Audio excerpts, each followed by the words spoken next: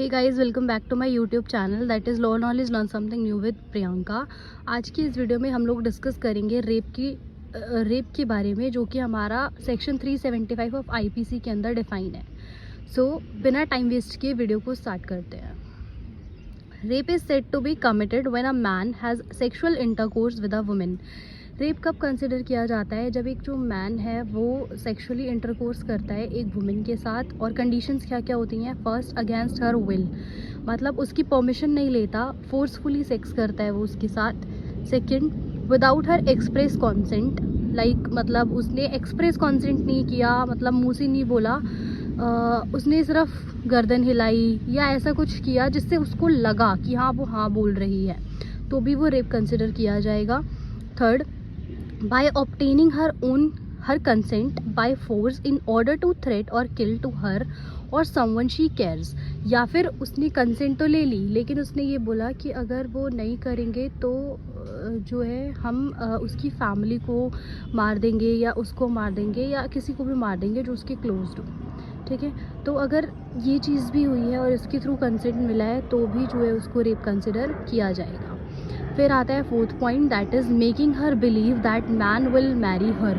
और वो ये बोले कि भाई तू आज सेक्स कर ले और हम कल शादी कर लेंगे, या मैं तुझसे शादी करूँगा बाद में। तो इस बेसिस पे अगर उसने कंसेंट ली है तो भी वो रेप कंसिडर किया जाता है। Next is consent during unsoundness of mind, like या तो वो पागल है, मतलब उसका दिमाग में कोई प्रॉब्लम है, या तो तब उसने कंसेंट ली है, या फिर वो इंटॉक्सिकेटेड थी कि उसने शराब वगैरह पी रखी थी और कंसेंट ली, तब भी जो है उसको कंसिडर किया जाएगा रेप। ठीक है, और इसका एग्जांपल हो सकता है कि एक लड़की थी, वो पार्टी में गई, वहाँ पे उसने बहुत ज़्यादा ड्रिंक कर ली, उसका एक बेस्ट फ्रेंड था।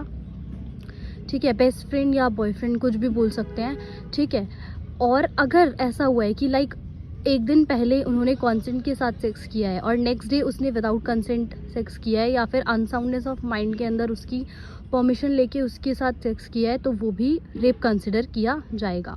फिर आता है विद और without consent if she is under 16 years of age. अगर वो 16 साल से कम की है तो अगर कंसेंट लिया भी है तो भी जो है उसको रेप कंसिडर किया जाएगा और उसको पॉस्को के अंदर डील किया जाएगा। वैसे तो एज इसकी 18 होती है, बट जो बाकी चीज़ है उसके अंदर हम 16 देखते हैं।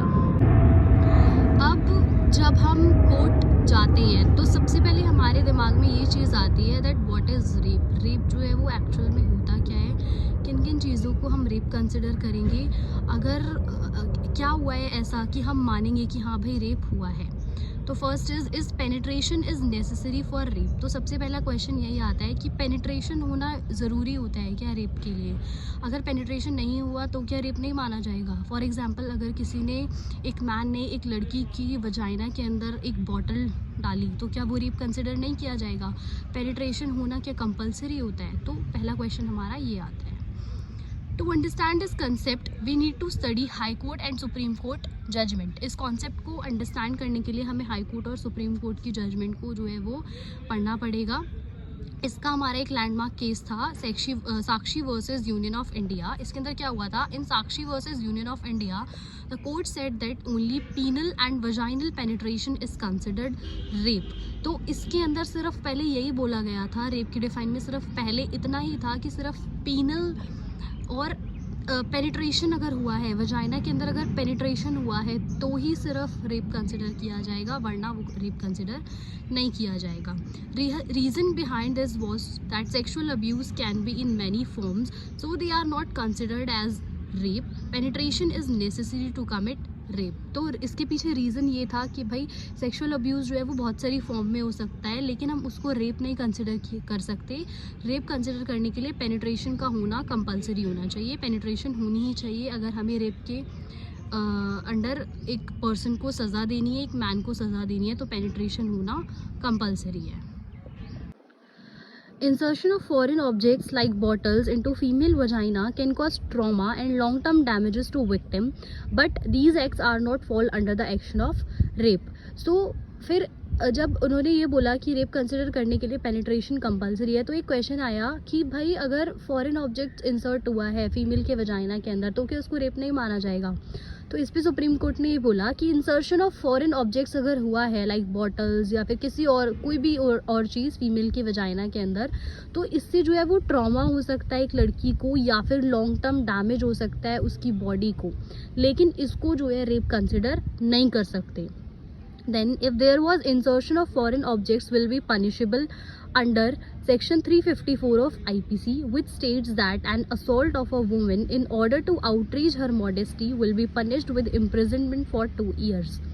फिर उन्होंने ये बोला कि अगर इंसर्शन हुआ है फॉरेन ऑब्जेक्ट्स का, तो वो किसके अंदर लाइबल होगा? सेक्शन 354 ऑफ आईपीसी के अंदर लाइबल होगा, और उसी के रिगार्डिंग जो है उसको पनिशमेंट मिलेगी.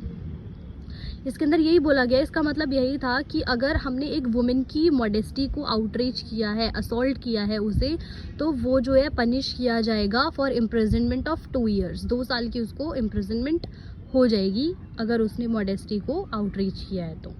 Then court limited the definition of rape as penile vaginal penetration without consent. तो कोर्ट ने उस टाइम पे जो रेप की डेफिनेशन है उसको बहुत लिमिटेड रखा था, और बोला था कि रेप जो है वो सिर्फ पेनल वजाइनल पेनिट्रेशन होता है, और वो भी विदाउट कंसेंट. अगर कंसेंट है तो वो रेप कंसिडर नहीं किया जाएगा. देन हमारे पास कॉन्सेप्ट आता है मैरिटल रेप का, जिसकी एक एक्सेप्शंस है जो कि है 375. If it states that if a man having intercourse with her wife without her consent is not amount to rape. अब जैसे कि ये होता है ना कि यार कितनी मैरिड लाइफ में एक जो हस्बैंड होता है वो अपनी वाइफ को सेक्सुअली अब्यूज़ करता है, उसके साथ ज़बरदस्ती सेक्स करता है, तो इसको जो है ये बोला गया है कि ये जो है ये लाइबल नहीं होगा, इसको रेप कंसिडर नहीं किया जाएगा. फिर आता है homosexual rape. Even consensual sex among people belong to same gender is criminalised. मतलब पहले जो है कंसेंशुअल सेक्स अगर हुआ है सेम जेंडर के बीच में, तो इसको जो है क्रिमिनलाइज माना जाता था. इसको बोला जाता था कि यार ये लोग लाइबल हैं और इनको पनिशमेंट मिलनी चाहिए, ठीक है. लेकिन फिर एक जजमेंट आई Navtej Singh Johar versus union of India. तो इस जजमेंट के बाद जो है होमोसेक्सुअल सेक्स रेप नहीं सेक्स, कि अगर सेम जेंडर के बीच में सेक्स हुआ है कॉन्सेंट के साथ, तो उसको जो है डिक्रिमिनलाइज कर दिया गया, उसको क्रिमिनलाइज नहीं माना गया. लेकिन पहले ये था कि अगर कंसेंट के साथ भी हुआ है ना तो भी वो रेप माना जाता था. तो फिर Navtej Singh Johar versus union of India आई, तो उन्होंने यही बोला कि अगर कंसेंशुअल सेक्स हुआ है सेम जेंडर का तो वो डिक्रिमिनलाइज है, उसके लिए कोई पनिशमेंट नहीं दी जाएगी. फिर अगर non consensual sex among people of same gender are not amount to rape as there was no provisions made for it. और अगर नॉन कंसेंशुअल सेक्स हुआ है सेम जेंडर के लोगों के बीच में, तो उसको रेप कंसिडर नहीं किया जाएगा, बिकॉज उसकी कोई भी प्रोविज़न अभी तक नहीं आया है, उससे रिलेटेड कोई भी प्रोविज़न जो है वो नहीं बना हुआ है, तो इस वजह से उसको भी रेप कंसिडर नहीं किया जाएगा. फिर आती है पनिशमेंट. तो जो पनिशमेंट है, जो इसकी डेफिनेशन है रेप की, वो वाइड हुई थी हमारी निर्भया केस के बाद में, जिसके अंदर क्या हुआ था, निर्भया केस के पहले क्या था, only penetration is considered as rape. सिर्फ पेनिट्रेशन को ही रेप माना जाता था. Foreign objects in vagina, mouth and anal is not amount to rape. और बोला जाता था कि अगर वजाइना में ही हुआ है तो ही रेप होगा, अगर अनाल में, माउथ में या फिर वजाइना में कोई भी फॉरेन ऑब्जेक्ट ने एंटर करा है तो उसको रेप कंसिडर नहीं किया जाएगा. Due to silence of law many people walk free after committing such a heinous crime. और इस वजह से जो है इन लिमिटेशंस की वजह से बहुत सारे जो लोग थे इतना बड़ा बड़ा क्राइम करके बच जाते थे, ठीक है. सो फिर बाद में क्या हुआ, definition expanded and include foreign objects insertion also consider rape. और उन्होंने ये बोला, डेफिनेशन जो है वो एक्सक्लूड हो गई, बढ़ गई, और उन्होंने ये बोला कि अगर फॉरेन ऑब्जेक्ट्स भी इंसर्ट हुआ है तो उसको भी रेप कंसिडर किया जाएगा, ठीक है, ताकि जो कोई भी ऑफेंडर है वो बच के ना जा पाए. और ये इन्होंने बहुत ही वाइजली ये प्लान किया था, बहुत ही वाइजली इस डेफिनेशन को एक्सपैंड करा था. Section 376 define punishment for rape. Section 376 के अंदर जो है वो पनिशमेंट दी हुई है रेप की, which is not less than 7 years, जो कि ये बोला गया है कि 7 साल से कम नहीं होनी चाहिए, and extend up to life imprisonment depending on the facts and circumstances of the case. और ये 7 साल की जो सज़ा है वो उम्र कैद में भी तब्दील हो सकती है, उम्र कैद में भी बदली जा सकती है। वो डिपेंड करता है कि कितना ज़्यादा सीरियस केस है और कितनी ज़्यादा क्या फैक्ट्स हैं, क्या सर्कमस्टांसेस हैं, ठीक है। फिर Nirbhaya murder after rape, so rarest of rare death sentence is followed. तो निर्भया केस में उनको डेथ सेंटेंस इसलिए दिया गया था क्योंकि उन्होंने बेसिकली जब निर्भया का रेप हुआ था तो उसके बाद उसकी डेथ हो गई थी, वो मर गई थी, तो इस वजह से उन्होंने rarest of the rare death sentence को इवॉल्व किया।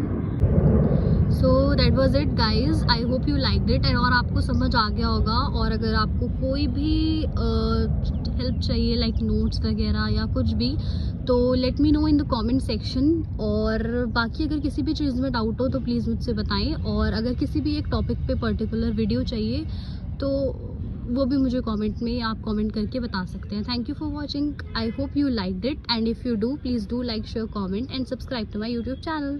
Thank you.